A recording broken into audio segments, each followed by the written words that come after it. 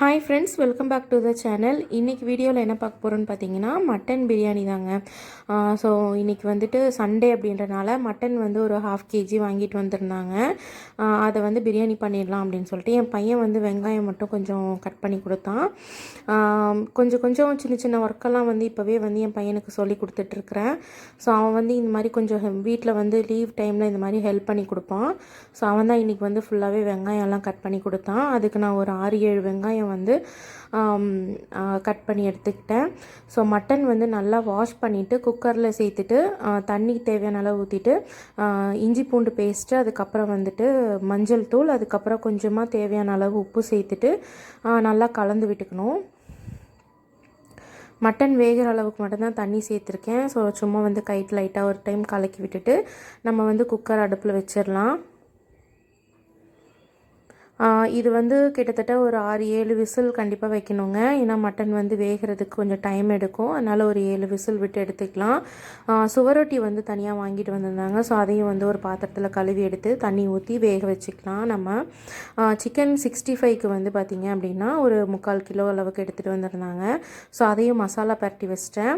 மறந்துட்டேங்க video எடுக்கிறதுக்கு, அதனால தான் காமிச்சிருக்கேன். இஞ்சி பூண்டு பேஸ்ட்டு, சில்லி சிக்கன் மசாலா இங்கே கோயம்புத்தூரில் இதான் வந்து கிடைக்கும். ஸோ அதுவும், அதுக்கப்புறமா கொஞ்சமாக தயிர் சேர்த்துக்கிட்டேன். கொஞ்சமாக வந்து கடலை மாவும் சேர்த்து நல்லா வந்து கொஞ்சம் உப்பு சேர்த்துக்கிட்டேன். சேர்த்து நல்லா கலந்து எடுத்து வச்சுக்கணும். அதுக்கப்புறமா ஒரு 2 கப் அளவுக்கு சீரக சம்பா ரைஸ் வந்துட்டு கழுவி நல்லா ஊற வச்சுருக்கிறேன். அதுக்கப்புறம் பார்த்திங்கன்னா சிக்கன் 65 வந்து ஒரு பக்கம் வந்து பொரிக்க ஸ்டார்ட் பண்ணிட்டேன். பிரியாணிக்கும் வந்து பார்த்திங்கன்னா கொஞ்சமாக எண்ணெய், அதுக்கப்புறம் வந்து நெய் கொஞ்சம் நிறையா சேர்த்துட்டு வெங்காயம், அதுக்கு பட்டை, அதாவது பட்டை, கிராம்பு, ஏலக்காய், அன்னாச்சிப்பூ, அந்த மாதிரி பிரியாணி ஸ்பைசஸ்லாம் கொஞ்சம் போட்டுட்டு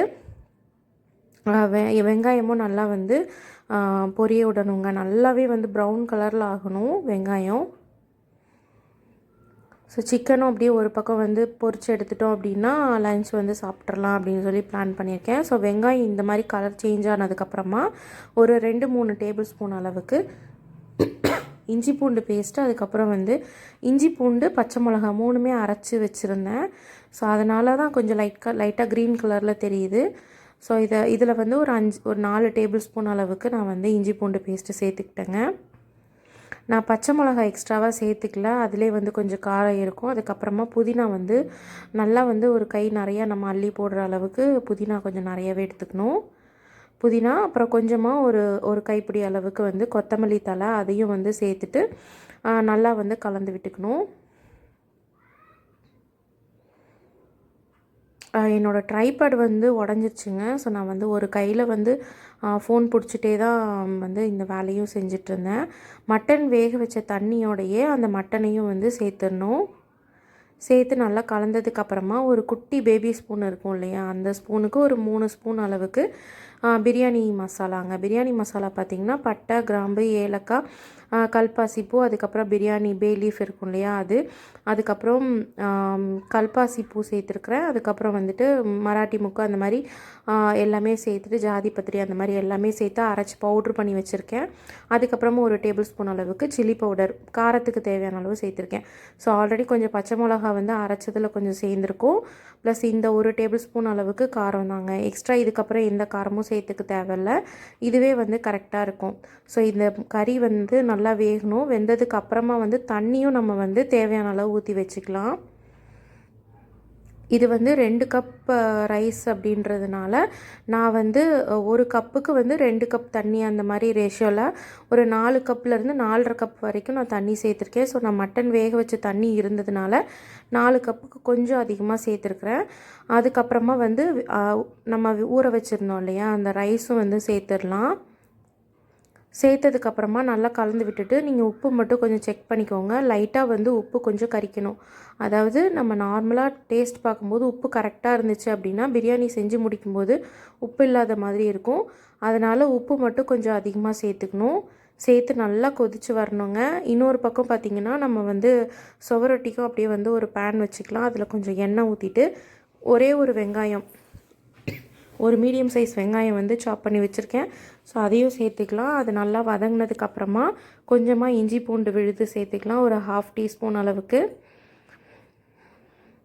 அதுவும் சேர்த்துட்டு நல்லா பச்சை வாசனை போனதுக்கப்புறமா நம்ம வந்து கட் பண்ணி வச்சுருக்க சுவரொட்டி எடுத்துக்கலாம். இது வந்து கொஞ்சம் வேக வச்சு எடுத்துக்கணுங்க. இது வந்து என்ன பண்ணணுன்னா கட் பண்ணிவிட்டு வேக வைக்கக்கூடாது. முழுசாக வாங்கி அந்த மேலே இருக்க தொலி மட்டும் லைட்டாக உரித்து எடுத்துட்டு அது நல்லா கழுவிட்டு ஒரு பாத்திரத்தில் போட்டு வேக வச்சுட்டு அதுக்கப்புறம் இதை கட் பண்ணி எடுக்கணும். அப்போ தான் அதில் இருக்க சத்து எல்லாமே நமக்கு கரெக்டாக கிடைக்குங்க. கொஞ்சமாக கரம் மசாலா சேர்த்துருக்கேன். இதில் வந்து கடைசியாக லைட்டாக பெப்பர் பவுடரும் சேர்த்தோம் அப்படின்னா ரொம்ப நல்லாயிருக்கும். வீட்டில் வந்து பெப்பர் பவுடர் காலி ஆகிடுச்சு. ஸோ நான் கறி மசால் பொடி மட்டும்தான் சேர்த்துருக்கேன். கொஞ்சமாக உப்பு சேர்த்துட்டு கொஞ்சம் தண்ணி ஊற்றிட்டு இதை வந்து கொஞ்சம் வேக விடணும். ஏன்னா அந்த மசாலா வந்து அந்த ஈரலில் வந்து ஃபுல்லாக உள்ளே வந்து இதாகணும் அப்படின்றதுக்காக நம்ம கொஞ்சம் தண்ணி ஊற்றி வேக வச்சுக்கலாம். ஒரு 10 நிமிஷத்தில் இது ரெடி ஆகிடும். ஸோ இங்கேயும் வந்து தண்ணி வந்து கொஞ்சம் நல்லாவே வற்றிருச்சுங்க. இதுக்கப்புறமா நம்ம தம் போட போகிறோம். வாழை இலையை மூடி நம்ம தம் போட போகிறோம். அதுக்காக நான் ஒரு 2 பீஸ் வந்து கட் பண்ணி வச்சுருக்கேன். கட் பண்ணி நல்லா கழுவி வச்சுருக்கேங்க. எங்கள் வீட்டில் வாழை மரம் இருக்குது. ஸோ அதுலேருந்தே கட் பண்ணி எடுத்துகிட்டு வந்துட்டேன்.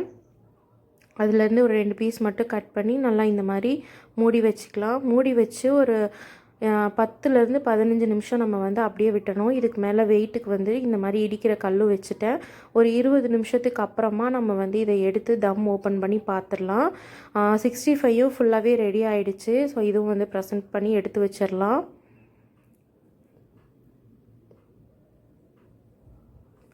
20 நிமிஷத்துக்கு அப்புறமா நம்ம அந்த தம் ஓப்பன் பண்ணி பார்த்தோம் அப்படின்னா மேலே வந்து அந்த நெய் எல்லாம் ஊற்றிருப்போம் இல்லையா, அது அப்படியே மேலே வந்து நிற்கும். இப்போ அதை ஓப்பன் பண்ணி பார்க்கலாம். நல்லா வாழை இலையோட கலரே வந்து நல்லா சேஞ்ச் ஆகிருக்கும். இந்த மாதிரி நல்லா சேஞ்ச் ஆனதுக்கப்புறம் தான் நம்ம வந்து இதை எடுக்கணும்.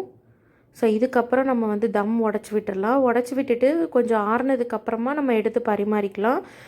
வீட்டில் வந்து எல்லோரும் பசியாக இருந்ததுனால நான் அப்படியே வந்து பரிமாறி சாப்பிட்றதுக்கு எல்லாமே ரெடி ஆகிட்டோம். ஒரு 2:30 ஆகிடுச்சு இது நான் ரெடி பண்ணி முடிக்கிறதுக்கே.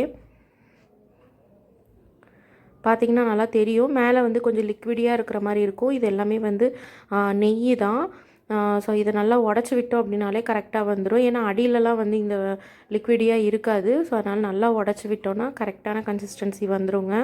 உங்களுக்கு உதிரி உதிரியாக வேணும்னா கொஞ்சம் இதுலேருந்து தண்ணி வந்து கம்மி பண்ணிக்கோங்க. இன்னும் கொஞ்சம் நேரமே நம்ம வந்து தம்லே வச்சிட்டோம், க்ளோஸ் பண்ணியே வச்சிட்டோம் அப்படின்னாலே நல்லா உதிரி உதிரியாக வந்துடும்.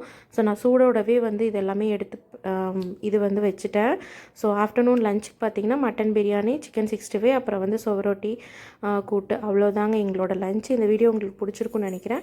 பிடிச்சிருந்துச்சுன்னா லைக் பண்ணுங்கள், ஷேர் பண்ணுங்கள், கமெண்ட் பண்ணுங்கள். மறக்காமல் நம்ம சேனலை சப்ஸ்கிரைப் பண்ணுங்கள். தேங்க்ஸ் ஃபார் வாட்சிங்.